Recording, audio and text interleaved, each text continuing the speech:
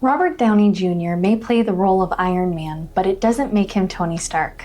Just like I became a professional ballerina when I was training, I acted like one until the day I became it.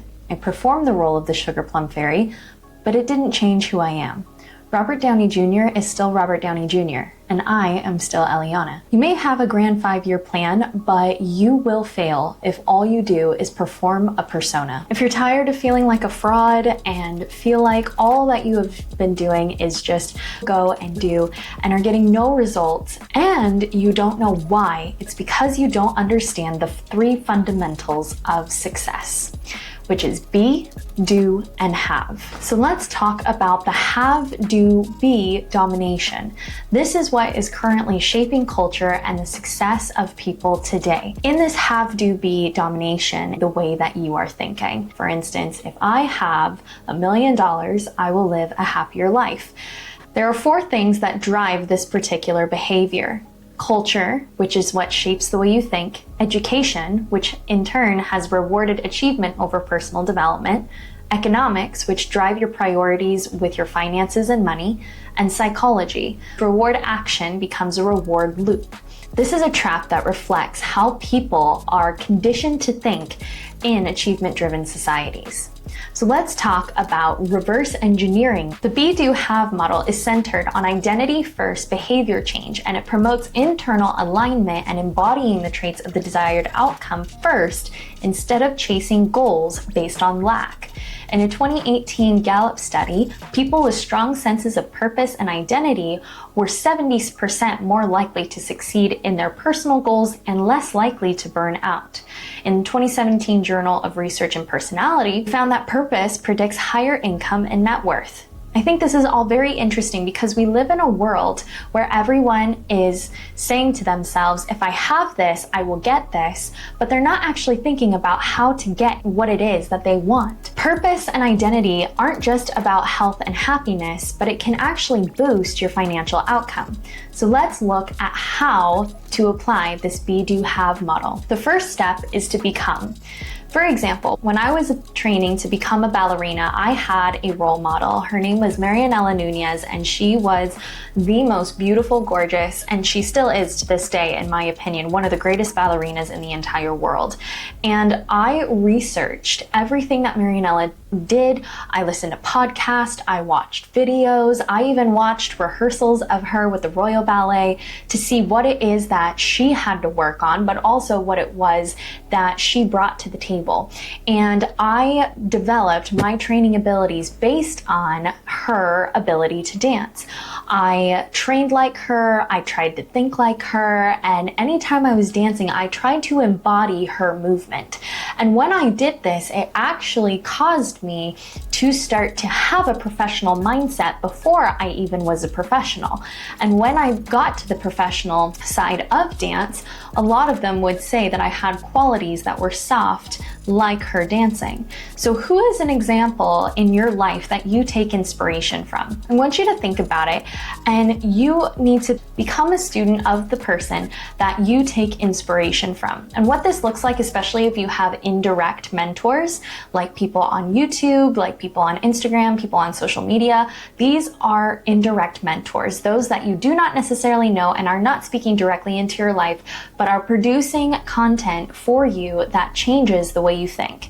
Learn how people become who they are today. And if you are taking inspiration from people who are highly successful, you need to learn about how they got to where they went. What was it that they did that got them to the space that they are in today? This is a really important thing. I have this ability to learn from anyone and anything around me. And this is something that if you can cultivate this same skill, it is going to serve you so much in life. If you want to be successful, then take advice from your mentor, whether directly or indirectly, and do the things that they did to become the person that allowed them to become the millionaire, billionaire, or successful person they are today. Step 2 in becoming is to define your standards. Part of becoming the person that you foresee yourself being is setting a standard for yourself, and you can't have other people follow a standard that you're not willing to follow yourself. I personally define my standards by these 3 areas. Personal, which is marriage, who I want to be as a spouse, who I want to be as a future parent, who I want to be as a friend, and the lifestyle I want to cultivate.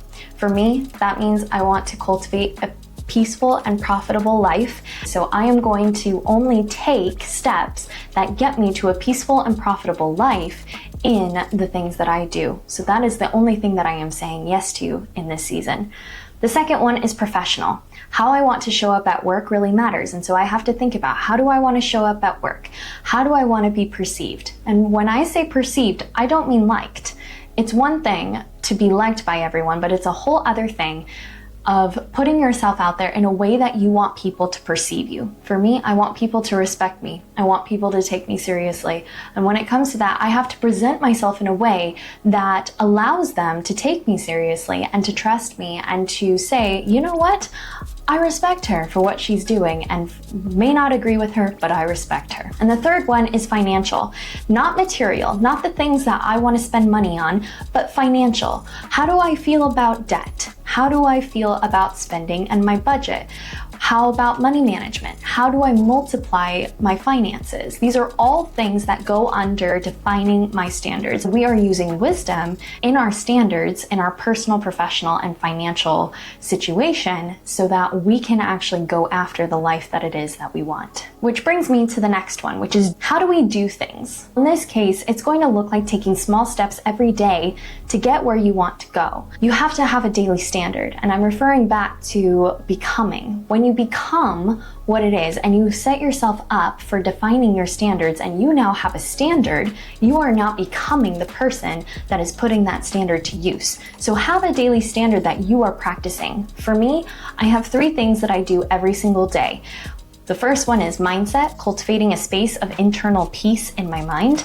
The second thing is fitness. I need physical activity to stay fit so that my mind and body are connected. And growth, which is learning through reading, podcasts, research, all kinds of things like that. I spend time learning and perfecting what it is that I want to do.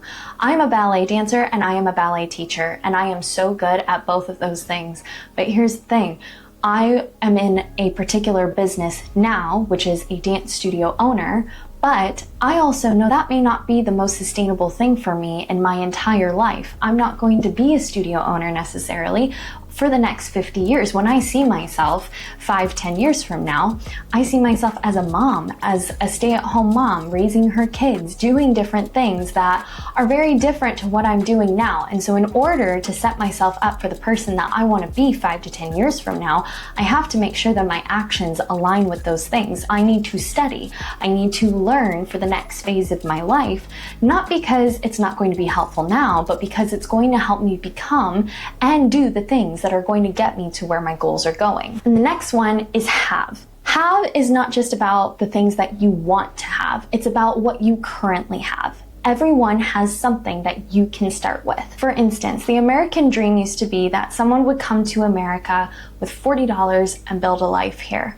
Maybe that's not for everyone, and maybe that's not all that's happening nowadays, but I know several people who are in their 70s and 80s who came to America with nearly nothing, my family included. My grandparents were immigrants from Korea, and my grandfather did not come with a lot of money, and yet he still established a life and a family here in the United States. What is it in your hand that you currently have that can bring you closer to the life that you want? And something I recommend to people is don't burn the bridges that you need to cross over in order to get to where you want to go. This is something that I've also had to learn. Sometimes because I want to move on so quickly to the next outcome, I end up burning bridges that were going to actually help me get there. What is it that you are in right now that you can learn from for the next phase of your life? I learned so much from my time as a professional ballerina, and then I moved into teaching, and I've learned so much through teaching, through coaching, through all of that. And it moved me into a space where I am in business for myself. And I am learning from that every single day for the next phase of my life. And if you don't know where to start with all of that, if you're wanting to get to the next step and you still don't know where to start, go on Instagram and search the Mrs. Bradshaw and DM me START to get my free Be Do Have worksheet. You don't have to be a pretender to get to where you want to be. You can't pretend your way to success. You take action in small ways every day by doing the right things that get you closer to where you want to go and the results that you are looking for. And if you want to build the life that you want in 2026, click on this video here.